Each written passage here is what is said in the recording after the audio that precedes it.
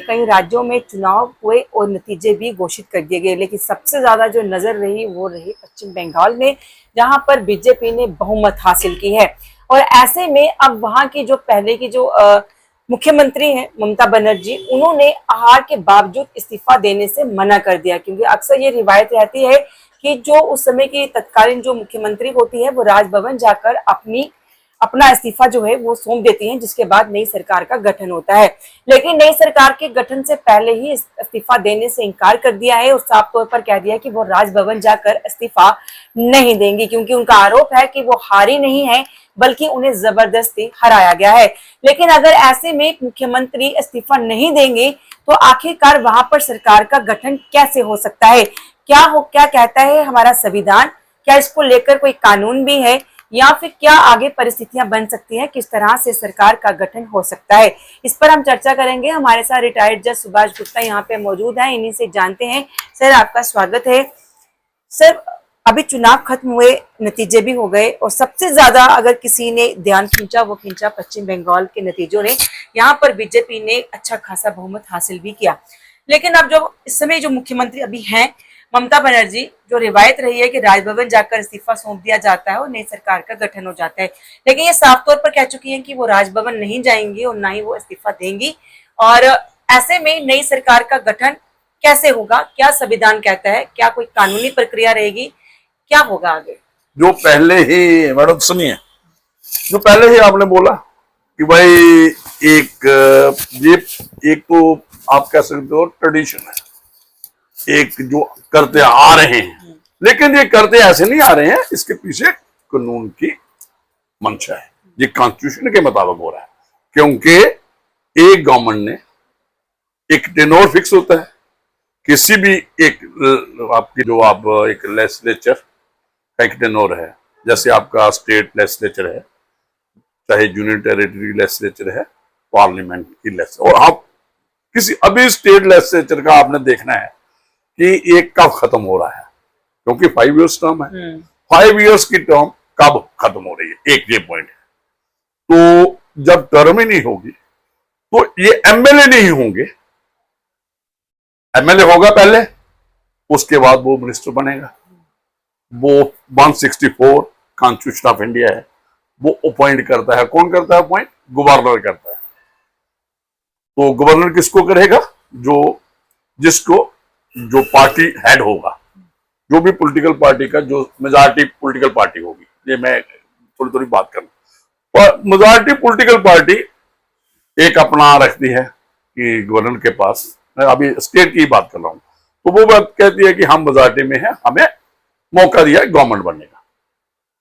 जब एक टाइम पे होगा जब ममता बनर्जी ये गवर्नमेंट में आई होंगी, मीन के जब वो जो उन्होंने क्लेम अपना रखा हो, तो बिल्कुल तो टाइम फ्रेम है, तभी इलेक्शन होती है। और इसका है, और यही ऑन रिकॉर्ड है, जब सुना जा रहा है कि 8 ऑफ मई को इसका जो खत्म हो जाएगी टर्म। तो टर्म खत्म हो गई, एमएलए भी खत्म, टर्म खत्म होगी तो हाउस भी खत्म। ये देखो ना, ये कुछ लोग बड़े जो भी बातें कर रहे हैं, कुछ चीजें आप फैक्चुअल एस्पेक्ट टच करके कॉन्स्टिट्यूशनल प्रोविजन टच करो, मजा आता है। आप वो फैक्चुअल एस्पेक्ट को अदरवाइज डील करते हो, वो पता ही नहीं आपको, और कॉन्स्टिट्यूशनल प्रोविजन को ऐसे इधर उधर की बात है।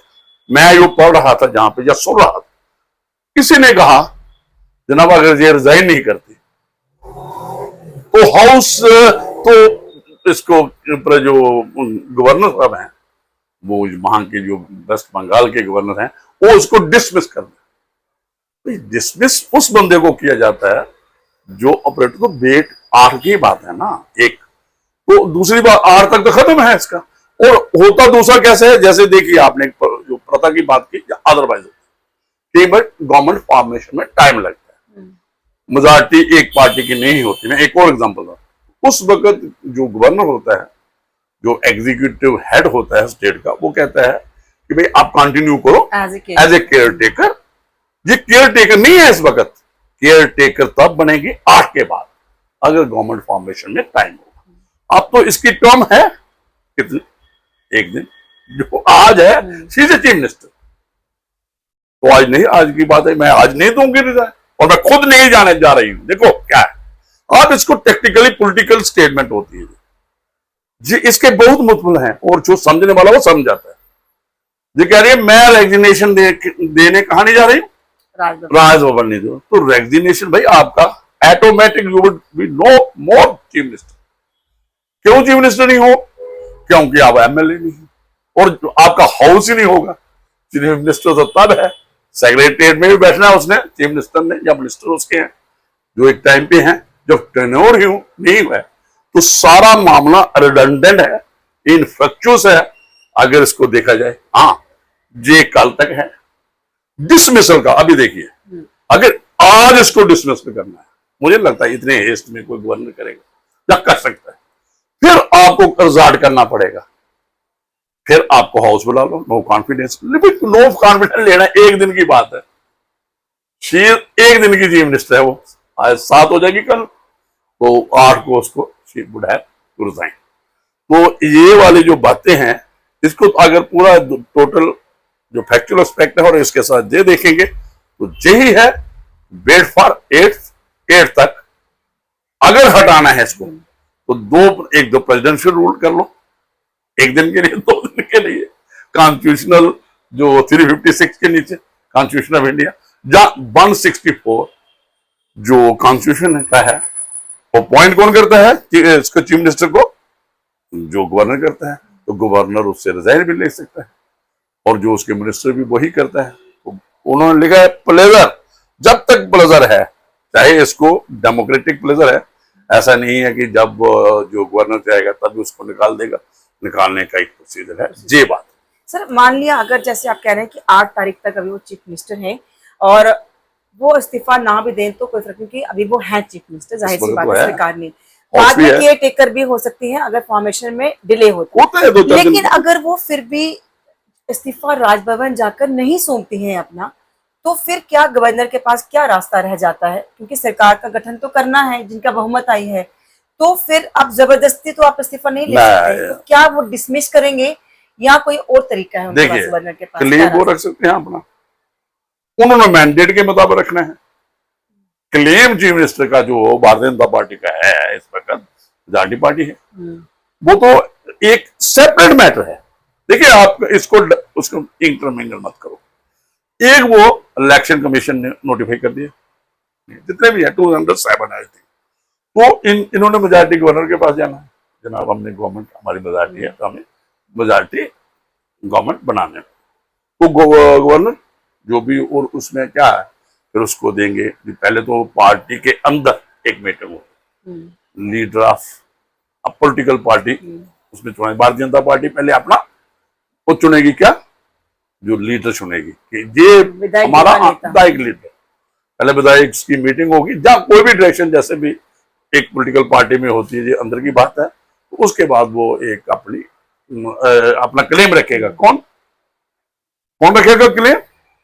जे आपका जो भी chief minister, prospective chief minister, जहां जो पार्टी की लीडरशिप होगी वो क्लेम रखेगी और गवर्नर के पास कि जनाब इतने लोग हैं हमारे पास, तो हमें तो मेजॉरिटी है इसमें, वो उसको कहेगा ठीक है, तो उसको चीफ मिनिस्टर अपॉइंट करेगा अकॉर्डिंगली इन कारण। ये कुछ नहीं कि मैं ये बातें वो है कसियानी बिल्ली खंबा नोच। बीजेपी को भी कोई नुकसान नहीं है, हो सकता है अगर सीटें कम होती या बहुमत की जरूरत होती तो शायद फिर एक मौका मिल सकता था, लेकिन नहीं, वो बात अलग है मैडम। वो अगर वो होता है जब गवर्नमेंट फॉर्मेशन में कोई प्रॉब्लम है, गवर्नमेंट फॉर्मेशन में तो है ही नहीं, वो तो मेजॉरिटी में है। वो तब होता है नई गवर्नमेंट बननी है, जहां कोई झगड़ा नहीं है।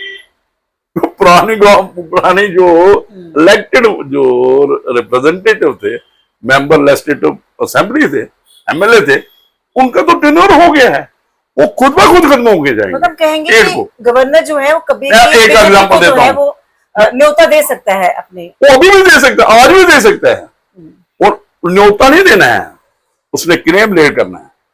न्योता क्यों देगा भाई? वो governor would become a party.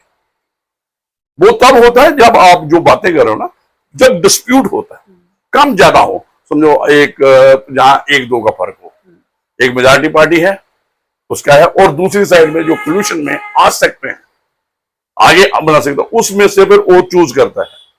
फिर कहता है कि भाई जो मेजॉरिटी वाला है वो क्लेम करें, एक ये वो वाला जो खुद बुलाता है।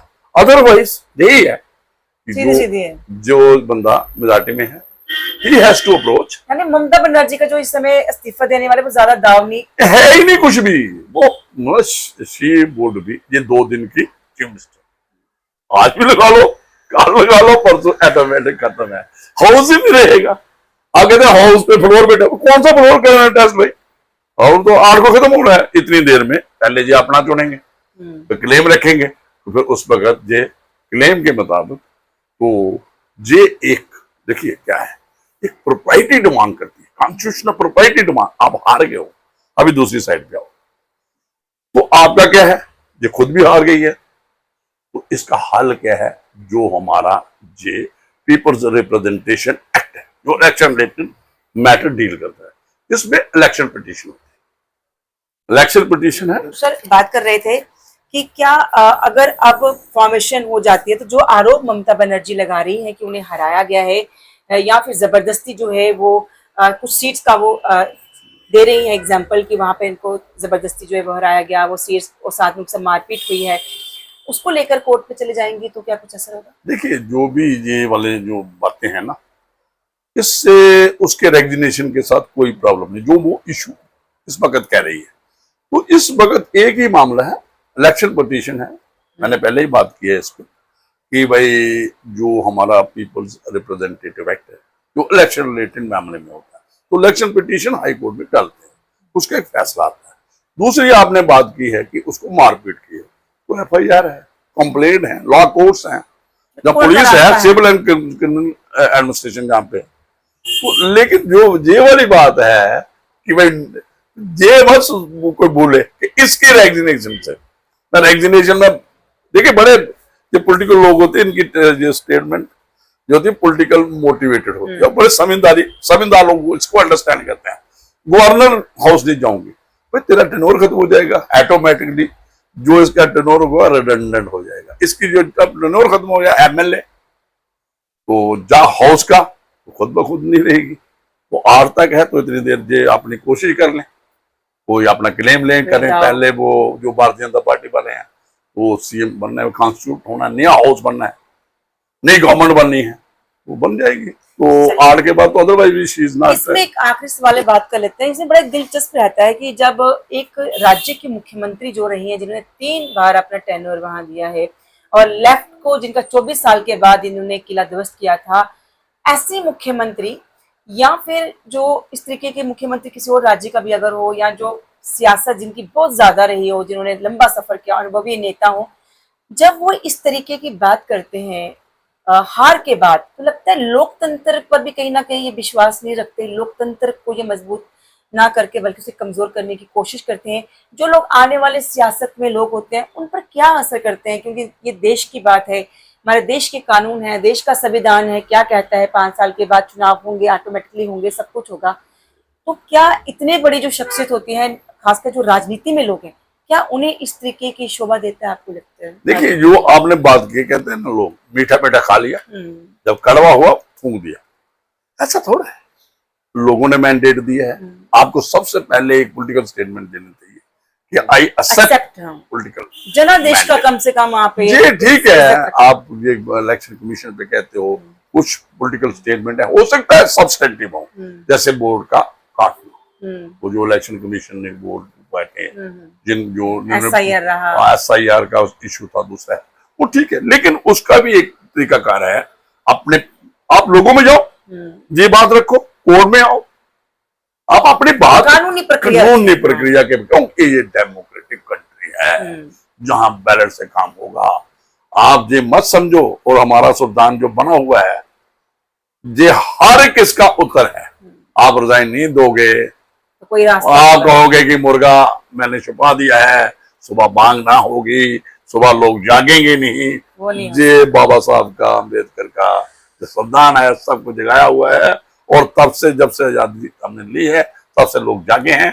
तो ये मत समझे कि भाई ये जो सिर्फ आपका कहना, तो मैंने पहले कह चुका हूं ये 2 दिन की चीफ मिनिस्टर है, तो अगर खुशी में है तो रहने दो, तो लेकिन propriety demands, political propriety, constitutional mandate है, तो नहीं होता फिर क्या है? आपने 24 साल में राज किया, मौका दो। और इससे पहले एक बड़ा किला इन्होंने भी गिराया था लेफ्ट का, जो आपको जानकारी है।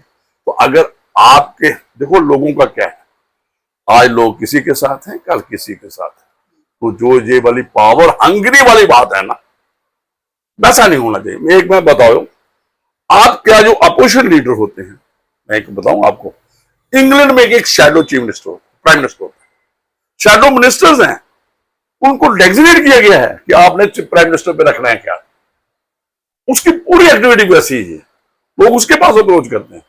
वो अपोजिशन का सिर्फ वही है, सिर्फ से सिक्योरिटी है, गाड़ियां हैं 10-20 पीछे चलती हैं, तो वैसी गाड़ियां उनको भी मिलती हैं। जनादेश का चीफ मिनिस्टर है, इसको सारा मिल जाएगा वो प्रोटोकॉल, तो इसमें कोई घर भी रहेगा, वो भी रहेगा। इन लोगों को ऐसी बातें नहीं करनी चाहिए। ये सियासत है, आप देखना। मैं कोई ममता बनर्जी का कोई शुभचिंतक नहीं हूँ, या उसके अपोज नहीं हूँ, जनरल बात कर रहा हूँ, कॉन्स्टिट्यूशन पे विश्वास। दिलचस्प रहेगा, नजर तो रहेगी बंगाल पर, लेकिन फिलहाल देखिए कहीं ना कहीं ममता बनर्जी ने अब ये दाव तो खेला है कि वो इस्तीफा नहीं देंगी, लेकिन फिलहाल ऐसा कम ही चांस है कि इसका कुछ होगा, क्योंकि ये प्रक्रिया है अपने आप में, संविधान की कानूनी प्रक्रिया है कि नया मुख्यमंत्री वहां बनेगा, सरकार भी फॉर्मेशन जो है उसकी होने वाली है। अब देखना होगा कि क्या कुछ होगा, लेकिन ये जरूर है कि ऐसे बड़े नेताओं को कम से कम इस तरीके की बात नहीं करनी चाहिए। जो लोगों ने जनादेश दिया है उसको भी कम से कम उसकी रिस्पेक्ट होनी चाहिए, क्योंकि ये लोग ही हैं जो सरकार बनाते हैं या फिर सरकार गिरा देते हैं। कैमरामैन